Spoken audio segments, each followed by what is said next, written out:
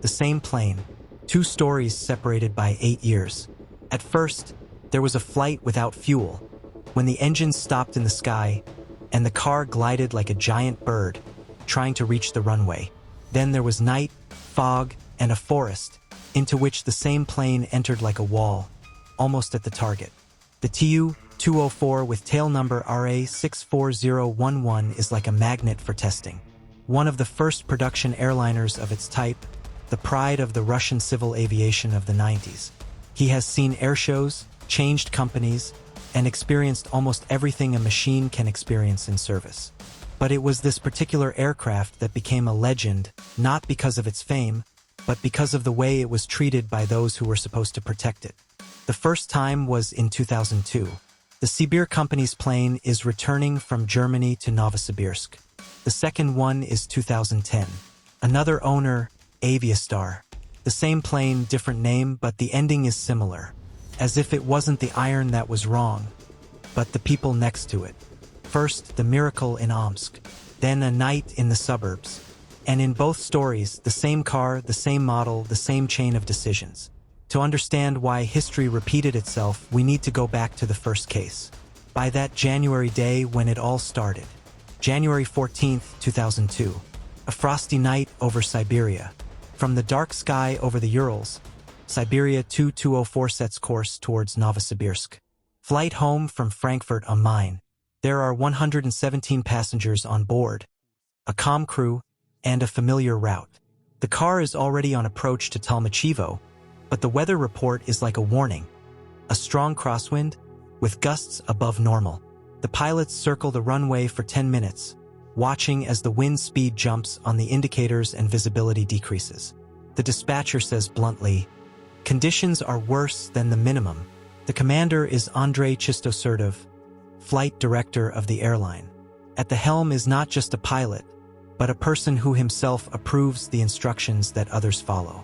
He has to set an example. And yet, instead of landing, he decides to go to an alternate airfield. Not in Barnaul, there's a snowstorm and 600 meters of visibility. Not to Krasnoyarsk, not to Kemerovo. There is no order from the ministry. The decision falls on Omsk. The Tu-204 engines are roaring. The liner is turning around and heading against a strong headwind. There are alarming figures on the fuel indicators. The expense is growing faster than the calculation. The wind blows extra kilograms of kerosene out of the tanks. But the crew continues the flight, hoping for a margin of altitude and luck. After an hour and a half, the fuel gauge drops to 0. At an altitude of 1,600 meters and only 15 kilometers from the Omsk airfield, the engine first coughs, then subsides. Then the second one. Flying turns into planning, a heavy aircraft without thrust, just air, inertia, and calculation. Chistosurdov takes control. He understands that any sudden maneuver will lose speed, and without speed, the plane will stop holding on. Keeps a smooth angle of descent, slightly steeper than usual. Below him are the lights of the city. Behind them is darkness. There is a tense silence in the cabin. Flaps are released. The landing gear is not coming out. "Engineer, check it. It doesn't work." The engineer almost screams, but the commander does not answer. His eyes are on the instruments, his hands on the steering wheel. The lights of the strip are already visible below. In the last seconds, he pulls the handle slightly towards himself, aligning the trajectory. And suddenly, the landing gear goes out. 3 seconds before the touch. The wheels meet concrete, then snow. Emergency braking. The plane rolls out of the runway. 500 meters, demolishes several lanterns and buries itself in the snow. Silence. Then there is a collective exhalation. Everyone is alive. A few hours later, another plane picks up the passengers. The Tu-204 remains parked. The damage is minor. It will be repaired. He will fly again. The newspapers write about miracles and professionalism. But not everyone believes in miracles. Inside the aviation community, another conversation begins, a quiet one but much tougher. One of the Tu-204 commanders says, "He went to Omsk to meet the wind at 100 kilometers per hour. On the remaining fuel. Recklessness. It was lucky that the landing gear came out 3 seconds before the ground. Others note, he tried to change the weather report so that he would not be recorded as a violation. There's a salvaged flight on the surface. Inside is the beginning of a system problem. It was at this moment that the mistake of thinking arose that in 8 years it would return again, already near Moscow. A day after the emergency landing, Omsk is already buzzing with news. Newspapers are published with loud headlines. The commander miraculously saved the liner, without a single victim. The heroism of the crew. Photos of Tu-204 appear in federal publications. It's the same everywhere. Shots of smiling passengers, words of thanks, delight, and almost nowhere is there a word about why the plane was without fuel at all. The airline's official report looks perfect. The crew showed professionalism. The actions were correct. The liner is subject to repair. But inside the industry, the story sounds different. For many pilots, she is not an example of courage, but an alarming signal. The pilots say to each other, the commander is the flight director. He's his own boss. Who's going to check on him? He knew there was a headwind. I knew that fuel was low. Why didn't he go to Barnaul, Krasnoyarsk, or anywhere else? The investigators record the details, but leave the conclusions bland. Back then, no one wanted to admit that the man in charge of flight safety had put dozens of passengers at risk. Paradoxically, it was because of his position that the incident was quickly hushed up. Technically, everything ended well. In fact, a slack has crept into the system. When a flight director breaks the rules and nothing happens to him, it becomes a precedent. From this moment on, the RA64011 board receives a new stamp. In the documents, it is serviceable. In the minds of the pilots, it is unlucky. After the repair, the liner returns to flights. Routes, crews, and companies are changing. But the memory of Omsk does not disappear in the reports. It just gathers dust in the archives. Years pass by. At the Aviastar plant, the aircraft is repainted and a new number is assigned, RA6401. Fate is preparing him for a second chance, or the second mistake. After Omsk, the plane experienced a rebirth. The RA64011 has been repaired, updated, and repainted. The Aviastar department took him under its wing almost symbolically. The one who fell takes off again. The exterior has a shiny hull and a fresh livery. Inside, there are old electronics, tired of the years, and systems where Soviet engineering is juxtaposed with manual adjustments and compromises. They say at the factory, the liner is fully operational, but in the cockpit, experienced pilots feel that the memory of the past lives in this plane. The 2000s were a time of rapid fractures. Dozens of charter routes are opening in the country, and companies are growing faster than they can train pilots. The training system is formal, documents, a simulator, a couple of flights with an instructor. The real practice is saving time, minimal flight time, and depending on the schedules of tour operators. Those who started out on the Tu-154 and IL-86 feel confident. But the new wave, young commanders 30 to 35 years old, were already learning from transitional standards, where many security elements were replaced by automation. Aviation was becoming a business, and the numbers in the reports began to sound more important than the weather forecast.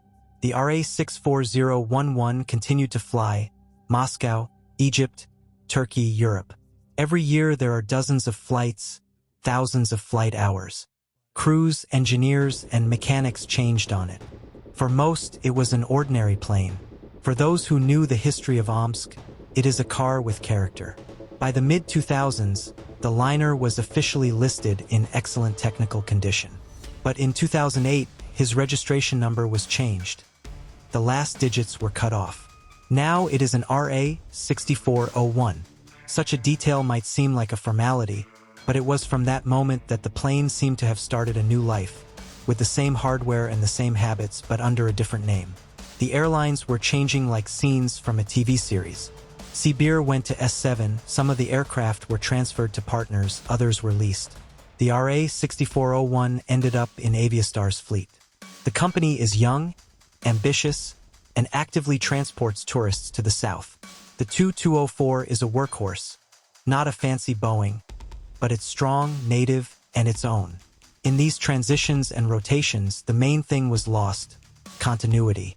The new commander might not have known the entire history of the board, its old failures, instrument features, and differences in navigation settings. The instructions were in the archives, but few people read them in full. By 2010, the RA-6401 was a full-fledged member of the fleet, with thousands of hours under its belt. He has transported tens of thousands of people and visited dozens of countries. No sensor predicted that it would soon repeat its previous path. And somewhere in Domodedovo, on the night before the next flight, the new crew was checking instruments, maps, and the system. On the departure board, Moscow Hurghada. A simple charter, nothing fancy. But it will be the beginning of the second part of this story. March 21, 2010. Domodedovo, early morning. There are hundreds of tourists in the departure hall with suitcases, sunglasses on their foreheads, and tickets to Egypt. Flight Moscow Hurghada. The aircraft is the same Tu-204, now registered as RA-6401. For most passengers, it's just a charter. For the crew, it's another shift. By 4:20 a.m., the liner, loaded to capacity, breaks away from the runway. The two PS-90 engines are roaring synchronously. The heavy aircraft is gaining altitude. Everything is normal: smooth recruitment, transition to a cruiser, quiet radio exchange. Hurghada is almost 5 hours away. But the calm doesn't last long. On approach to the Eagle, the crew feels the smell of burning in the cabin. Not pungent, but palpable. After a minute, the smell increases. The commander makes a decision: return to Moscow. Don't panic, clear work on the checklist. Request to the dispatcher, reverse course. There is a problem. The plane has just started its journey. The tanks have almost a full supply of kerosene, designed for a long-distance route. Landing in Domodedovo at this weight is impossible. There is a risk of chassis failure and overheating of the brakes. So we need to generate fuel. An hour and a half circles over Moscow. There are even ellipses on the radars. The liner seems to draw a figure of expectation. The engines are humming softly in the cabin, and the morning is graying outside the windows.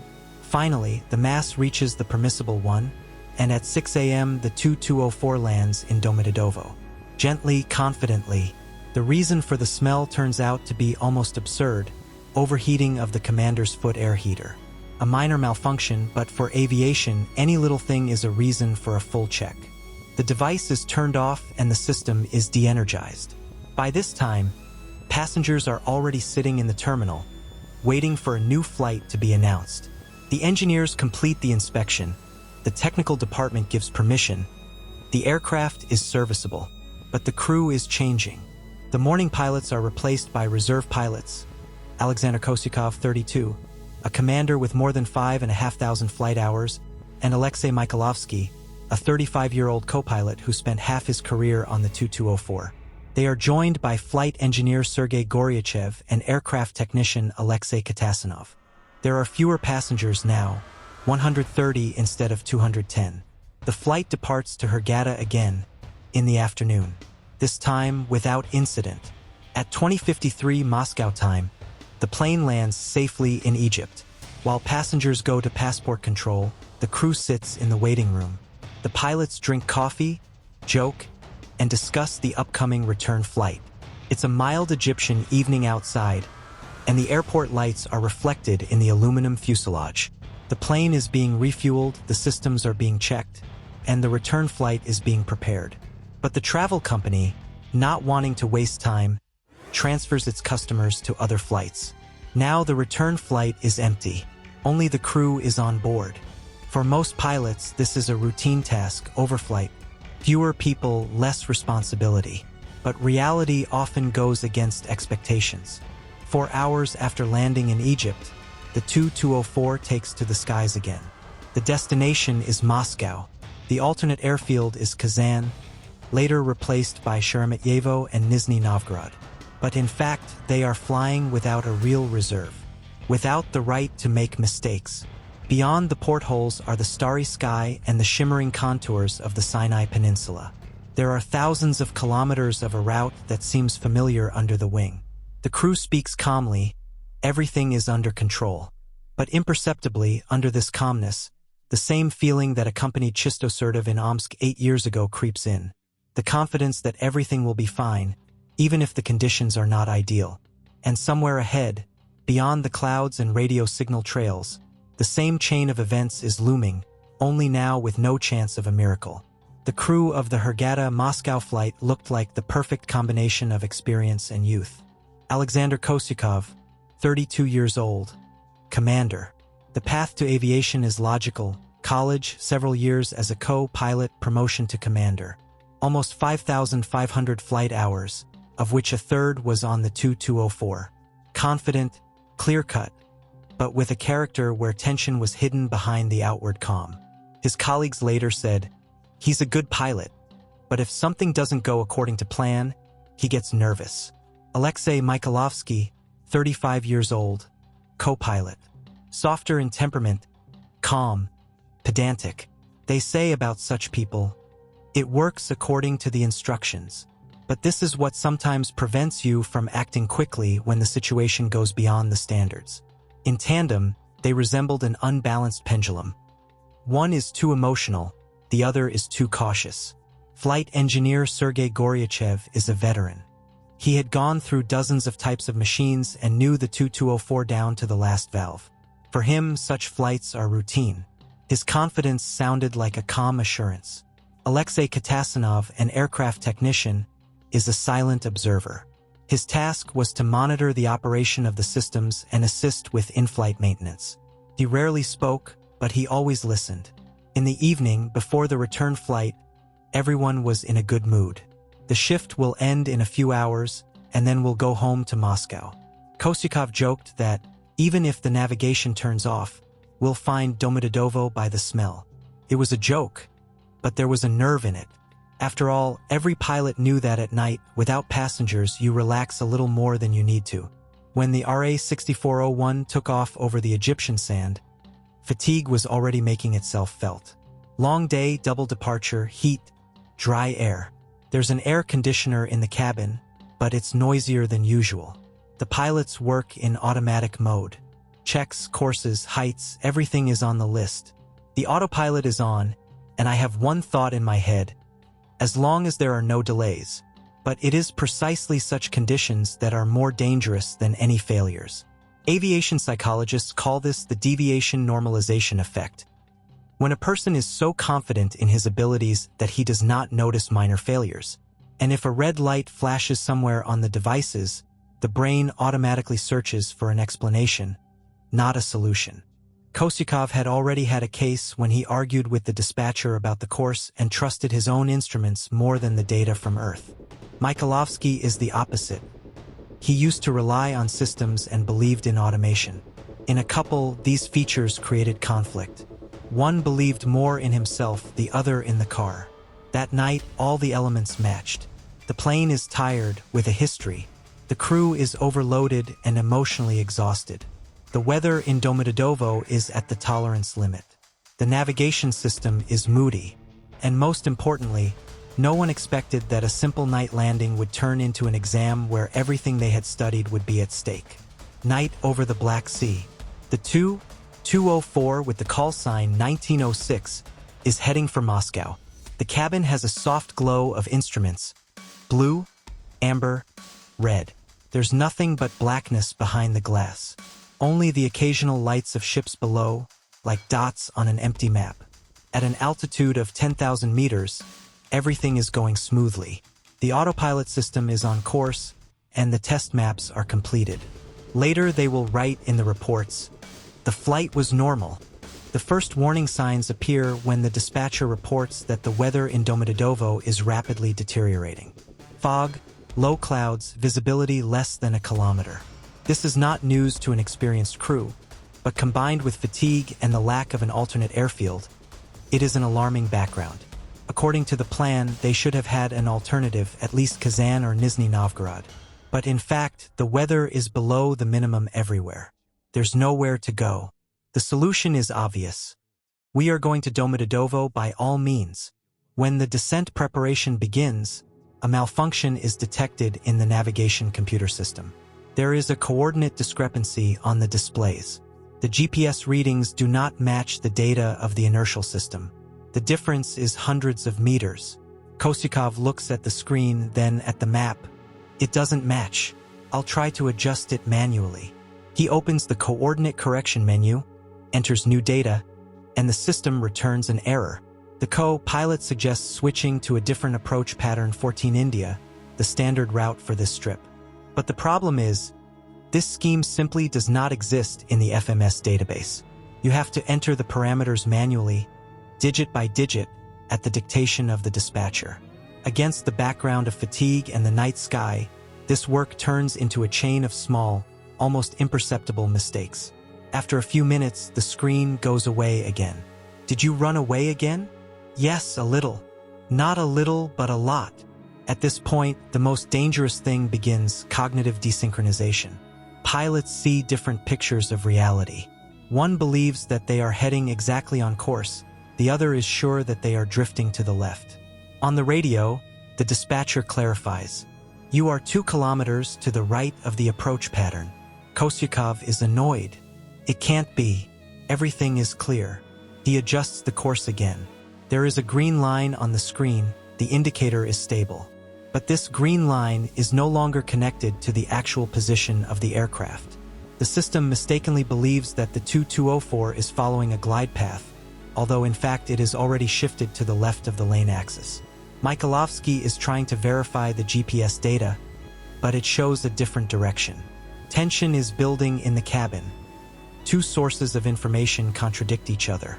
The commander decides to trust the aircraft's instruments rather than external data. By this point, the dispatcher warns again. You are 2 kilometers to the left of the course. Accepted, we are correcting. But in fact, they are already on a decline below the profile and continue to move to the left. The autopilot is disabled. Everything is done manually. Kosyakov holds the steering wheel. Mikhailovsky reads the parameters. The engineer monitors the speed and flaps. Everyone is busy with their own sector, but no one controls the big picture. The sky is silent. Only the radio altimeter repeats the numbers. 500, 400, 300. The decline continues. Kosyakov frowns. Range. I don't see it. The dispatcher reports. 400 to the left. The commander answers irritably. According to the typewriter, everything is clear. And here's the main point, the point of no return. The plane is already only 5 kilometers from the runway. The altitude is less than 200 meters, but the lateral deviation is almost a kilometer. Instead of going on a second lap, the crew continues to descend, confident that they will have time to level off. Breathing can be heard in the cockpit. The instruments click. The dispatcher says for the 3rd time, "You are to the left of the course." But it's too late. They can't see the ground. Just a gray wall of fog ahead. And all that separates the plane and the forest is 60 meters and a few seconds. The cabin is illuminated only by instruments. There was no fire outside, just a milky mist. In such conditions, pilots see only numbers, lamps, and their own reflections in the glass. This is the moment when everything is decided by interaction: who said what, who heard what, who didn't say anything. Kosyakov holds the steering wheel with both hands. His voice becomes harsh, as if in short bursts. He doesn't give direct commands, just fragments of phrases. Descend 3300. Understood. Bye. The co-pilot repeats mechanically, without looking at the commander. There is no longer an interaction between them, but parallel lines. The dispatcher informs. You are 2 kilometers to the right of the India 14 circuit. Pause. Kosyakov says irritably, "It can't be. On the instruments exactly." Mikhailovsky quietly adds, "There, I ran away a little bit. Not just a little bit, but..." The commander breaks off the sentence. Everyone is looking at their device. No one has enough time just to compare the data with each other. This is a classic CRM failure, a violation of the distribution of roles and communication within the crew. Normally, the commander sets clear instructions, and the co-pilot monitors their implementation. But here both got bogged down in attempts to prove their case to the devices. Communication with the dispatcher also turns into an argument. 2 kilometers to the left. It can't be. You're lower on the glide path. We can't see. The dispatcher's voice on the air sounds more insistent, but they don't believe him from the cockpit. Subjectively, the instruments show that everything is in order. Objectively, the plane is already moving away from the runway axis. Mikhailovsky notices the discrepancy and tries to inform. 1 kilometer to the side left, the same thing according to GPS, but after a few seconds, the dispatcher says the opposite. 2 kilometers to the left. Now even the co-pilot gets lost. Who is wrong, him or the Earth? All this lasts less than a minute, but time flows differently in the cabin. The tension is building. Kosyakov does not ask for help, he controls himself. The flight engineer reports on the parameters, but they hardly listen to him. The range, 10 kilometers. Actually, it's 11.5. An error in the system data does not allow the crew to understand the real situation. At an altitude of 400 meters, the dispatcher warns. 400 to the left. The answer is silence. Kosyakov stubbornly holds his course, as if he is fighting the system itself. The co-pilot already understands that something is wrong, but does not dare to take the initiative. He is not the commander. This indecision becomes a turning point. According to the rules, if there is no visual contact with the lane at the height of the decision, making height about 80 meters, then going to the second round is mandatory. But no one in the cockpit says it out loud. Psychologists call this authority paralysis. When the presence of an elder blocks the actions of a younger one, even in obvious danger. Kosyakov thinks he'll make it. Mikhailovsky hopes that he will order him to leave after all.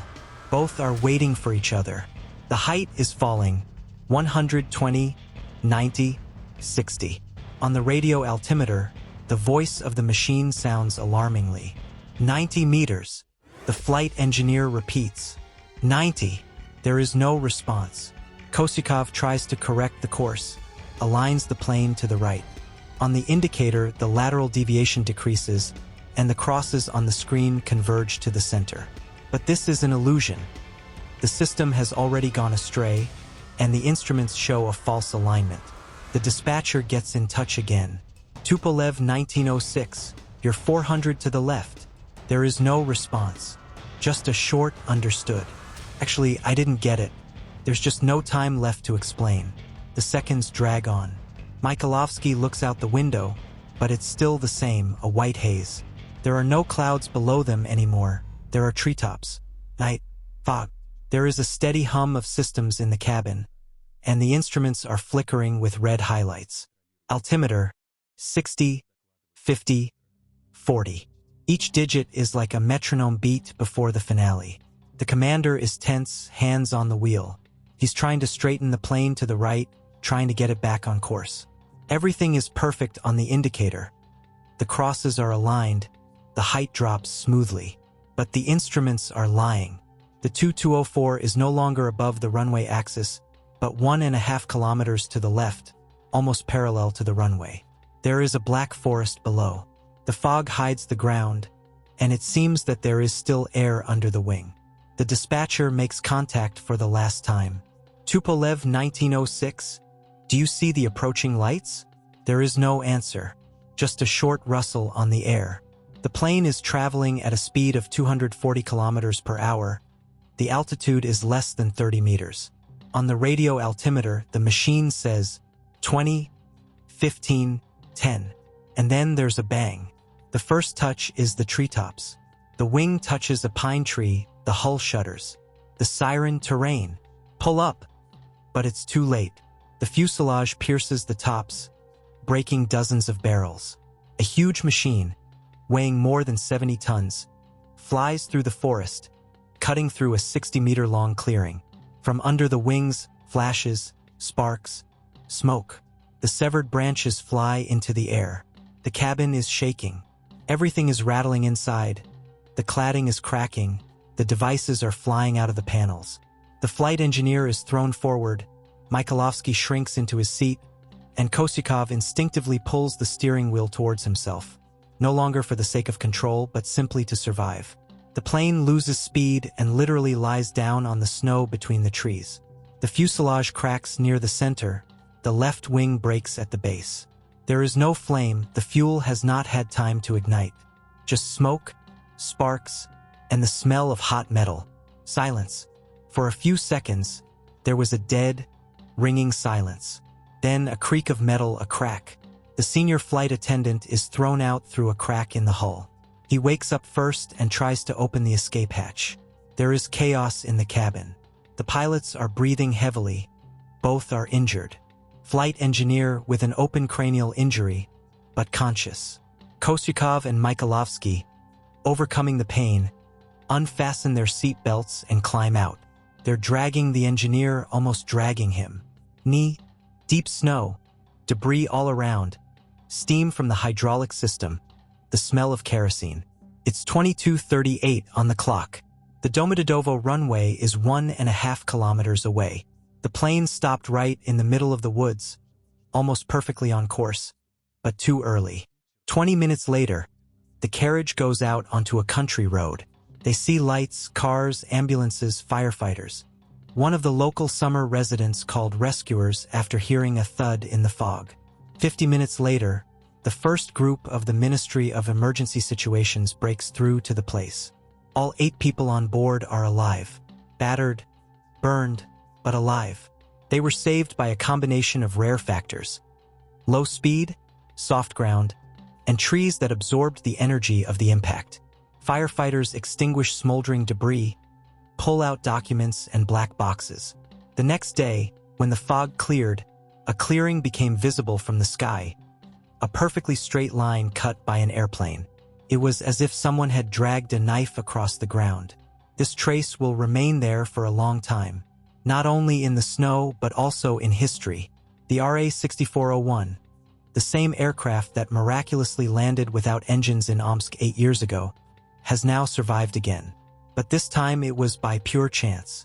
When the rescuers reached the place, the fog had not yet cleared. From afar, the headlights showed only the gleam of metal between the trees. The forest smelled of kerosene and hot iron. Firefighters were acting blindly. They were looking for hotbeds, checking for fuel leaks. 8 figures stood out against the background of the chaos. A carriage standing by the road, wrapped in thermal blankets. Everyone is alive, with burned hands, bruised faces, but alive. The flight attendant was helping the engineer who could not walk. The commander stood a little to the side, silent, looking into the darkness to where his plane had disappeared. The car from which he took off in Hurghada just a few hours ago was lying in the snow, torn in two. An hour and a half later, the first investigators arrived at the scene. Short phrases sounded on the radio. "Are everyone alive?" "Yes." "No one died." "Was the plane destroyed?" "Almost completely." A short message appeared on the news this morning. Tu-204 emergency landing near Domodedovo. There were no passengers on board. The crew is alive. But behind that calm tone, there was a real question. How did a modern aircraft, serviceable according to documents, end up in the forest, just 1.5 kilometers from the runway? The investigative committee began work immediately. In the early days, experts dismantled the black boxes, checked radar data and cockpit conversations. The results were stunning. The crew believed until the last second that they were exactly on course. In the transcript of the negotiations, the commander can be heard calmly saying, "Our side is to the left, we are going for a kilometer." According to GPS, the same thing. 15 seconds later, the dispatcher says, 2 kilometers to the left. And then silence. Almost all of the crew's mistakes were manageable. They did not encounter engine failure or sudden breakdown. They got confused in their own systems, lost their orientation and confidence in the readings. The commission records: failure of the flight control computing system, APMS, inconsistency of the 3 navigation blocks, radio altimeter malfunction that led to autopilot shutdown, a false sense of serviceability of the director's slats. But even under these conditions, the plane was controllable. There were recommendations in case of such failures, but the crew did not apply them. The main reason is the lack of a clear algorithm of actions and, more critically, disbelief in the dispatcher. The investigators conclude the crew did not report a technical failure, misinformed the dispatcher that the approach was being performed normally. The decision about psychologists involved in the investigation note the emotional instability of the commander, increased anxiety, impulsivity, difficulty distributing attention. The co-pilot has low initiative and excessive trust in the senior. Their combination was fatal. A year after the incident, the court finds both pilots guilty. The sentence is 1 year of probation, without prison but with a stain in his biography. The RA-6401 was disassembled on the spot. The fuselage was disposed of, the wings were cut off, and the engines were dismantled. The plane, which had 2 accidents and 2 miracles, was left with only debris scattered through the forest. But one fact remained outside the reports. In both cases, in Omsk and near Moscow, the system did not fail, the person failed. More precisely, a chain of small compromises. The weather is not terrible. The dispatcher is mistaken. Everything is under control. This is how disasters are born, without explosions and smoke. When everything looks normal until it's too late. The trial went quickly. The investigation materials took up more than 1,000 pages, but the essence came down to several points: a technical failure, crew errors, and flaws in the flight operations manual. The prosecutor's office demanded that the pilot's actions be recognized as a violation of safety standards, but at the same time, there was no anger in the courtroom, just fatigue. Alexander Kosyakov stood quietly, with his arm bandaged. His gaze is tired, not defiant. He wasn't making excuses. He answered the judge's question briefly. Yes, we were wrong. But at that moment, I thought I was doing the right thing. The co-pilot, Mikhailovsky, kept his voice down. The commander made a decision. I did not argue. The investigator reads out phrases from the negotiations. A kilometer to the side left. It's the same on GPS. And adds, the plane was 1.5 kilometers to the left of the axis. The crew didn't know about it. There are journalists, representatives of the Federal Air Transport Agency, Aviastar engineers in the hall. No one is looking for the culprits because everyone understands that the mistake is not personal but systemic. The court gives both pilots a year of probation, without deprivation of the right to fly without arrest. On the same day, a storm begins in the aviation forums. The pilots argue, what is to be judged for? They survived. They did everything they could. Others answer, it is precisely because they survived that they must be judged, so that no one else thinks it's safe to take risks. The official report of the Interstate Aviation Committee, IAC, is released a few months later. The dry language of the document hides the drama. The crew did not report a malfunction of the system, misinformed the dispatcher, and did not take action to go on a second lap. The footnote contains a phrase that will be repeated later in dozens of other reports. Collision with the ground in controlled flight, CFIT. For the average viewer, this phrase means nothing. But for a pilot, this is the worst type of accident.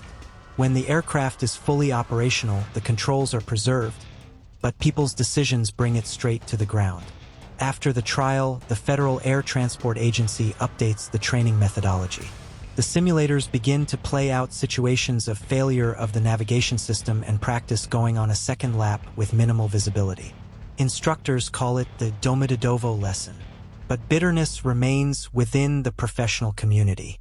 A veteran of the Tu-204, a commander with 20 years of experience, writes on his blog, once again, we see that it is not the technique that is to blame. Our habits are to blame. Confidence that we will slip through, fatigue, and the fear of disrupting the schedule. Publications about the incident appear in newspapers and on forums, but are quickly drowned in the flood of news. There is no place for loud emotions in aviation, only conclusions. The RA-6401 is officially decommissioned. His number has been deleted from the registry. In its place in the flight schedule is now another Tu-204 with a similar index. Everything is returning to normal. But those who saw that forest near Domodedovo remember, the norm cannot be returned. Every time the pilot passes the decision height and says, I'm holding it for now, he makes a choice. the fine line between confidence and stubbornness, between life and a collision with the ground in controlled flight. Analysts like to say that there are no accidents in aviation. Each disaster is not a single solution, but a chain of hundreds of small steps, where each seems logical until they converge at one point. The history of the RA-6401 has become a textbook on system errors, not only for Russia but for the entire industry. The first reason is the human factor, not in the sense of incompetence, but in the way psychology works under pressure. The pilot does not make decisions in a vacuum.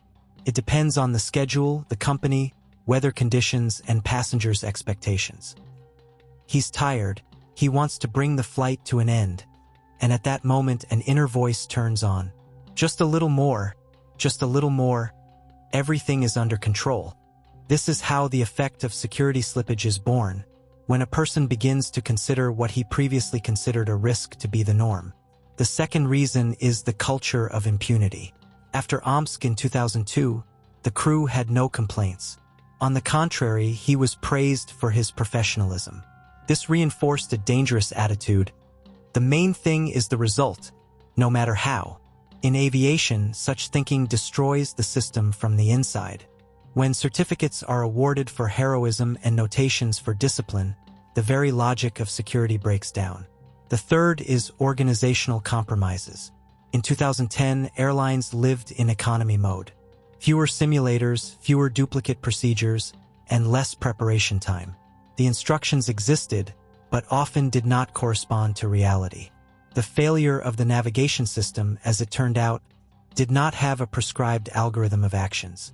And without an algorithm, the pilot is left alone with fog and instruments that can lie. The fourth is technical inertia.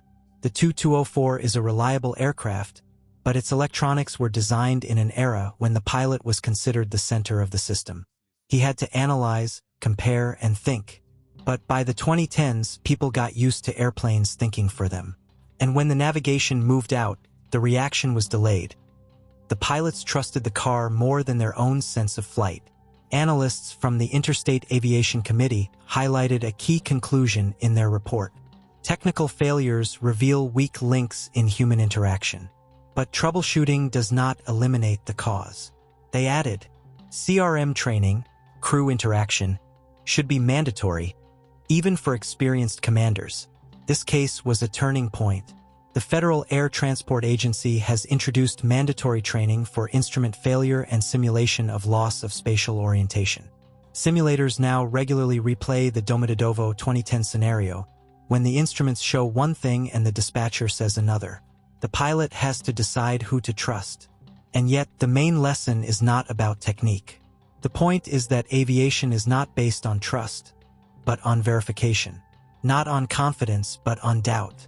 A pilot who always asks himself the question, what if I'm wrong, is the safest pilot. The RA-6401 has become a symbol of this facet. Two eras have converged in its history.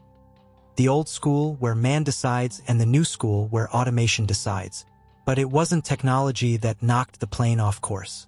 This was done by the habit of trusting oneself more than the data from the outside. After Domodedovo 2010, aviation changed quietly, without major reforms. But in every flight school, in every training center after this story, a new phrase appeared in the training tasks. RA-6401. Entry in conditions worse than the minimum. Now this is a standard scenario that everyone is working on, from cadets to airline commanders. Simulators simulate navigation failures, coordinate failures, and conflicting dispatcher and instrument data. The instructor silently watches who will believe the earth and who will believe himself. The goal is not just to teach, but to make you feel how thin the line between confidence and error is. Companies have begun to pay more attention to CRM training, how the crew interacts in a stressful situation. Now the courses discuss not only procedures but also psychology. Who speaks when the commander is silent? Who is obliged to remind of retirement? And what is more important, hierarchy or common sense? For the designers of the Tu-204, this incident was a reminder of the other side of engineering. They have improved the interfaces, made the systems fault-tolerant, and updated the display so that the pilot can always see the difference between navigation and GPS data. But the engineers knew that the problem wasn't just with the devices. It is in human perception, in the fear of admitting a mistake. The RA-6401 no longer exists. Its fuselage has been disassembled, the parts have gone to metal. But in aviation, he remained as an educational example, not of disaster but of survival. The survival of a system that knows how to admit its mistakes and learn from them. The same thought now sounds in every flight analysis. Device failure is not a big deal. It's scary when the crew doesn't notice the failure inside themselves. And if you ever hear a short phrase in the cockpit, GPS doesn't match, check on the ground, know that these words are an echo of that very flight. A flight where one plane challenged its pilots twice. At first, without fuel, then without the right to make mistakes. And every time he reminded me, technology forgives everything except overconfidence. Silence.